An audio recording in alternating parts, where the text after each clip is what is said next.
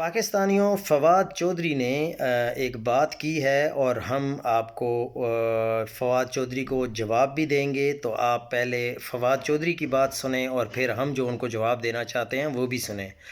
فواد چودھری صاحب کہتے ہیں کہ مجھے بہت خوشی ہے کہ پاکستان میں سیاست میں ٹھہراؤ اور عمران خان سمیت سیاسی اسیران کی رہائی کے لیے شروع کی جانے والی کوششوں کو بڑی ابتدائی کامیابیاں حاصل ہوئی ہیں اور اس کے اثرات اگلے 10 سے 15 دنوں میں واضح ہونا شروع ہو جائیں گے۔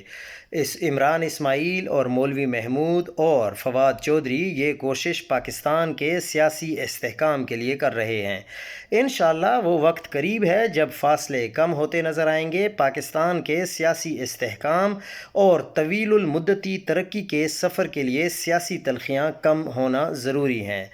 ہم نے جب اس کا فواد چودھری کا یہ میسج دیکھا تو ہم نے ان کے لیے جواب تیار کیا، جو کہ ہے کہ پاکستان اور بھارت کی جنگ کے دوران پاکستانی قوم نے اختلافات بھلا کر جو یکجہتی دکھائی، اس کے بعد اگر ٹیمپریچر نیچے نہیں لایا گیا تو اب کیسے آئے گا؟ دوسرا یہ بتائیں کہ ٹیمپریچر پی ٹی آئی اوپر لے جا رہی ہے یا کوئی اور ہیں؟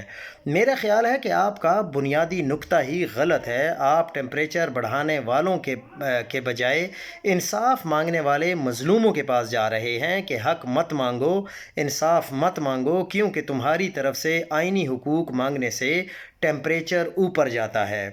جب رانا ثناء اللہ ٹی وی پر بیٹھ کر کہے گا کہ 26 نومبر سے ڈبل طاقت استعمال کریں گے، یعنی اس سے زیادہ بندے قتل کریں گے، تو ٹیمپریچر کیسے نیچے آئے گا؟ شیر افضل مروت نیشنل ٹی وی پر بیٹھ کر کہتے ہیں کہ مرید کے والوں کو گولیاں مار کر لاشیں بھی واپس نہیں کیں، اس سے پی ٹی آئی سبق سیکھے۔ یعنی گولیاں مار کر بندے مارنا پاکستان میں اتنا نارمل بنا دیا گیا ہے کہ فخر سے ٹی وی پر مثالیں دی جا رہی ہیں۔ میرا خیال ہے کہ سب سے پہلے آپ سب کو جا کر جسٹس ڈوگر اور جسٹس یحییٰ سے ملنا چاہیے کہ آپ دونوں کی جانب سے انصاف نہ دینے اور عمران خان کے کیسز نہ لگانے سے ٹیمپریچر بہت زیادہ بڑھ رہا ہے، اس لیے اپنے حلف سے وعدے کا اور وفا کا آغاز کریں۔ پھر سپرنٹنڈنٹ اڈیالہ جیل کے پاس جائیں کہ کینگرو کورٹس کے آرڈرز پر عمران خان سے ان کے وکلاء اور فیملی کی ملاقات کرواؤ تاکہ پولیٹیکل ٹیمپریچر نیچے آئے۔